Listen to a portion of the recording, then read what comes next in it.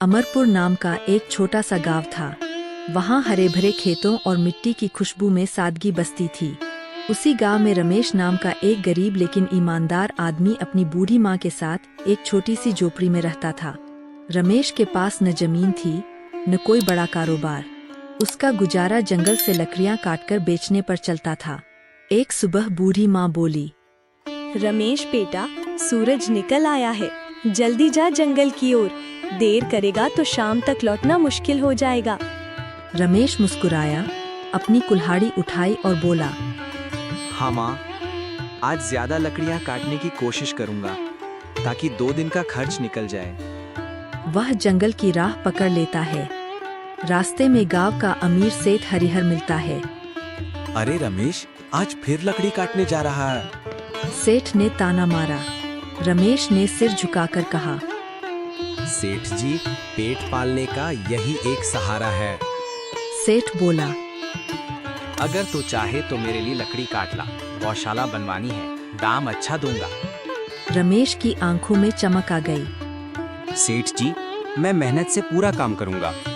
रमेश पूरे दिन जंगल में पसीना बहाता है। शाम ढले थकाहारा जब घर लौटता है तो माँ दरवाजे पर बैठी मिलती है। आ गया बेटा, थक गया होगा। रमेश मुस्कुराया। हाँ माँ, लेकिन आज खुशी है। सेठ जी ने मुझे काम दिया है, अब शायद हमारी तकदीर बदल जाए। माँ की आंखों में आशा झिलमिलाने लगी। पर उसी रात मौसम ने करवट ली। तेज हवा, कड़कती बिजली और मूसलाधार बारिश ने झोपड़ी को हिला दिया। ठंडी हवा से रमेश की माँ को बुखार हो गया। अरे माँ, तेरा शरीर तो तप रहा है। रमेश घबरा गया। बेटा, सिर जल रहा है। माँ की आवाज कमजोर थी। रमेश भीगते हुए सेठ हरिहर के दरवाजे पहुंचा। सेठ जी, माँ बीमार है, दवा के लिए कुछ पैसे चाहिए, उधार दे दीजिए। सेठ ने व्यंग्य से कहा, उधार दूं, ब्याज देना होगा। रमेश ने विनम्रता से कहा, ठीक है सेठ जी, जैसा आप कहें। पैसे लेकर रमेश डॉक्टर मोहन के पास भागा।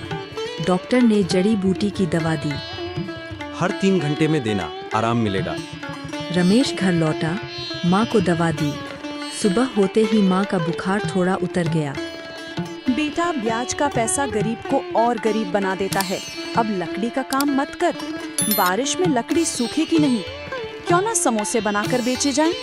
रमेश ने आश्चर्य से कहा, माँ, ये विचार तो बहुत अच्छा है। दोनों ने मिलकर समोसे बनाए। खुशबू से झोपड़ी भर गई। रमेश बोला, माँ, आज से हमारी नई शुरुआत होगी। वह समोसे लेकर बाजार गया। गर्मा गर्म समोसे, ताजे समोसे ले लो भाई। लेकिन कोई नहीं खरीदता।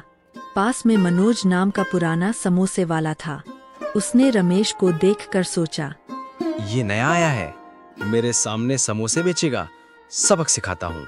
मनोज ने 2 नकली ग्राहकों को भेजा जिन्होंने समोसे खाकर फेंक दिए। बेकार हैं, बेस्वाद हैं। रमेश टूट गया। आंखों में आंसू भर आए। वह खाली टोकरी लेकर घर लौटा। माँ ने हिम्मत बंधाई। हर काम की शुरुआत कठिन होती है बेटा, भगवान सब देखता है। अचानक दरवाजा खटखटाया गया। सेठ हरिहर खड़ा था। रमेश, पैसे तो वरना घर मेरा। रमेश ने हाथ जोड़कर कहा, सेठ जी, थोड़ा वक्त दीजिए। लेकिन सेठ ने कोई दया नहीं दिखाई। उसने झोपड़ी खाली करवा दी। रमेश और उसकी माँ बेघर हो गए।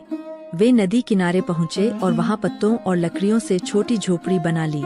माँ ने कहा, बेटा, ये छोटी झोपड़ी ही हमारा महल है। रमेश मुस्कुराया। हाँ माँ, जब तक तू साथ है सब ठीक है। अगले दिन रमेश फिर समोसे लेकर बाजार गया। एक बूढ़ा भूखा आदमी मनोज के ठेले से लौटा। बेटा, कुछ खाने को मिलेगा? रमेश ने अपने हाथ से 2 समोसे दिए। बूढ़ा मुस्कुराया। वाह, तुम्हारे समोसे तो बहुत स्वादिष्ट है। रमेश हैरान। कैसे? कल तो सब बेस्वाद कह रहे थे। रमेश बूढ़े ने झोली से एक थैली निकाली। ये जड़ी बूटी है बेटा, इसे भलाई के काम में ही इस्तेमाल करना। इसका स्वाद दिल जीत लेगा। रमेश ने थैली ली और देखा। बाबा कब गायब हो गए पता ही नहीं चला। अगले दिन उसने वही बूटी मसाले में मिलाई। खुशबू इतनी अद्भुत थी कि बाजार भर में फैल गई। लोग दौड़ते हुए आए। अरे भाई, क्या डाला है समोसे में, स्वाद गजब है। रमेश के समोसे पल भर में बिक गए। धीरे धीरे उसका नाम पूरे इलाके में फैल गया। अब रमेश की छोटी दुकान खुल गई। माँ को देखकर बोला, देख माँ, भगवान ने मेहनत का फल दे दिया। कुछ महीने बाद वह सेठ के पास पहुँचा। सेठ जी, ये लीजिए आपके सारे पैसे। सेठ का सिर झुक गया। रमेश, मैंने लालच में आकर गलत किया। तेरा घर तेरा है, मुझे माफ कर दे। रमेश ने मुस्कुराकर कहा। भगवान सबका भला करे। लेकिन उधर मनोज जलन से भर गया। वह रात में रमेश के घर चुपके से घुसा और जड़ी बूटी चुरा ली। अब देखता हूँ तेरी दुकान कैसे चलती है। अगले दिन उसने वही बूटी अपने समोसों में डाली, पर स्वाद कड़वा निकला। लोगों ने समोसे थूक दिए। अचानक तेल की कढ़ाई पलटी और उसकी ठेली जलकर राख हो गई। मनोज रो पड़ा। अगली सुबह वह रमेश के पास आया। भाई, मुझसे गलती हो गई। मैंने तेरी जड़ी बूटी चुराई थी, मुझे माफ कर दे।